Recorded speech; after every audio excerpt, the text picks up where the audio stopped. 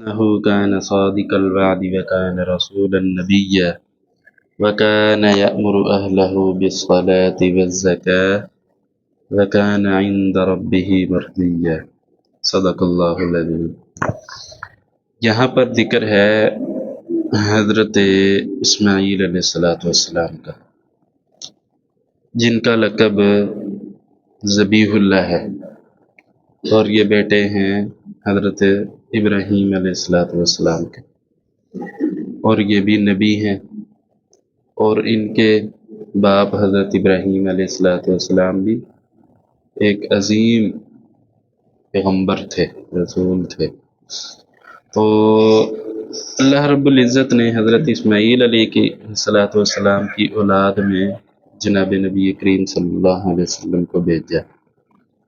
حضرت اسماعیل علیہ السلام کی اولاد میں کوئی نبی نہیں آیا، صرف ایک نبی، وہ بھی آقا نامدار جناب نبی کریم صلی اللہ علیہ وسلم اس دنیا میں تشریف لائے۔ تو ان کے واقعات، ایمان فروز واقعات، بڑی عید کے مواقع پہ آپ قربانی اور حج کے ایام میں آپ بکثرت علماء سے سنتے ہیں۔ اللہ رب العزت نے اس خاندان کی اداؤں کو عبادت بنایا، اللہ کو ان کی ادائیں اتنی پسند آئیں، اللہ نے دین کا حصہ بنایا، صرف ان کی امت کے لیے نہیں بلکہ بعد والی امتوں کے لیے اور آخری امت کے لیے، حضور کی امت کے لیے بھی اللہ نے حضرت ابراہیم علیہ السلام، حضرت اسماعیل علیہ السلام اور ان کی والدہ حضرت ہاجرہ، ان کی اداؤں کو اللہ رب العزت نے دین کا حصہ بنایا۔ تو جو نبی ہوتا ہے وہ فطرتاً نبی ہوتا ہے، فطرتاً، اگرچہ اسے نبوت ملتی ہے بعد میں جا کے عمر کا ایک حصہ گزارنے کے بعد، لیکن اس کے اندر جو فکر ہوتی ہے وہ پیدائشی طور پہ ہوتی، اس کے اندر آثار جو ہوتے ہیں وہ پیدائشی طور پہ ہوتے ہیں۔ دیکھیں ابھی وہ بچہ تھا، حضرت ابراہیم علیہ السلام کو اللہ رب العزت نے اولاد کی صورت میں حضرت اسماعیل علیہ السلام اس عمر کے حصے میں عطا کیے جب حضرت ابراہیم اور حضرت ہاجرہ کی عمر یعنی بڑھاپے میں پہنچ چکے تھے، بہت زیادہ بڑھاپے میں۔ اللہ جس عمر میں چاہیں اولاد عطا کر دیں گے، کوئی اللہ کے لیے مشکل نہیں۔ تو تھوڑا سا جب چلنے پھرنے لگے تو یہ جنگل میں بے آب ہو گیا، وادی میں چھوڑنے والا واقعہ تو اس وقت کا تھا نا، جب یہ نہ سمجھ تھے، بالکل نامولود تھے، دودھ پین شیر خوار تھے، اس وقت کا ہے۔ لیکن جب تھوڑے سے بڑے ہوئے، تھوڑے سے جیسے بچہ سمجھدار ہوتا ہے، اس وقت میں حضرت ابراہیم علیہ السلام نے خواب دیکھا۔ اس خواب میں یہ دیکھا کہ میں اپنے بیٹے کو ذبح کر رہا ہوں اللہ کے حکم سے۔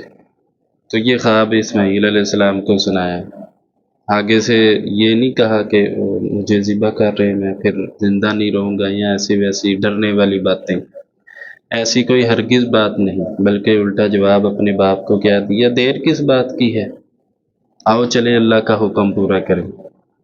یہ بچپن کی حالت میں حضرت اسماعیل علیہ السلام کا اپنے باپ پیغمبر حضرت ابراہیم علیہ السلام کو یہ جواب ہے۔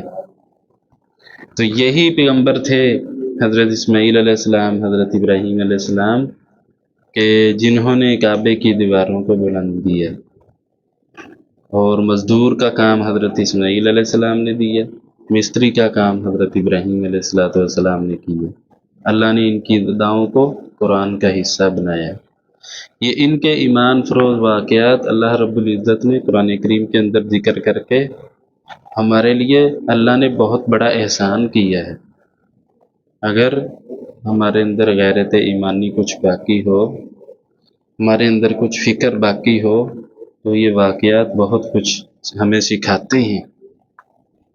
وقت کے عظیم پیغمبر حضرت اسماعیل علیہ السلام کے اور دیگر انبیاء کے جو ایمان فروز واقعات ہیں، اور ان کے جو رفقا ہیں حضرات صحابہ اکرام، ان کے واقعات یہ ہمیں بہت کچھ سکھلاتے ہیں۔ سمجھنے والے کے لیے اس میں بہت نشانیاں ہیں۔ جنہوں کو اللہ نے عقل عطا کی ہے، عقل اللہ نے سب کو عطا کی ہے، وہ کوئی عقل استعمال کرتا ہے، کوئی نہیں کرتا۔ تو اس لیے ان واقعات سے ہمیں اپنے ایمان کو قوت بخشنی چاہیے، اپنے ایمان کو بڑھانا چاہیے ان واقعات سے کی روشنی میں، کہ انہوں نے اپنے آپ کو، سب کچھ کو اللہ کے حکم پر کس طرح سے قربان کیا۔ پھر اللہ تعالیٰ کی ذات اتنی وفادار ذات ہے، اتنی وفادار ذات ہے کہ اللہ تعالیٰ کسی کے عمل کو ضائع نہیں کرتے۔ اللہ اس کے عمل کو ہمیشہ نسلوں تک جاری رکھتے ہیں۔ اللہ رب العزت نے حضرت اسماعیل علیہ السلام کے عمل کو باقی رکھا، اور قیامت صبح قیامت تک اللہ نے ان کے اس عمل کو جاری کیا۔ یہ ضابطہ صرف انبیاء علیہ السلام کے لیے ہی نہیں ہے، یہ ضابطہ عام انسانوں کے لیے بھی ہے۔ جس نے اخلاص کے ساتھ، درد دل کے ساتھ دین کا کام کیا، وقت کو گزارا ہو، اللہ اس کے درد دل کو نسلوں تک اللہ باقی رکھتے ہیں۔ اللہ اس کی محنت کو، اس کی فکر کو اللہ تعالیٰ باقی رکھتے ہیں۔ افکار اللہ اس کی باقی رکھتے ہیں، نظریات کو اللہ باقی رکھتے ہیں اس کی فکر کی وجہ سے۔ انسان تو آتا ہے، اپنا وقت کچھ تھوڑا سا وقت گزارتا ہے، چلا جاتا ہے، لیکن انسان کے جانے کے بعد دنیا میں اس کے جو نظریات ہیں اللہ رب العزت دوسرے انسانوں میں منتقل کرتے ہیں۔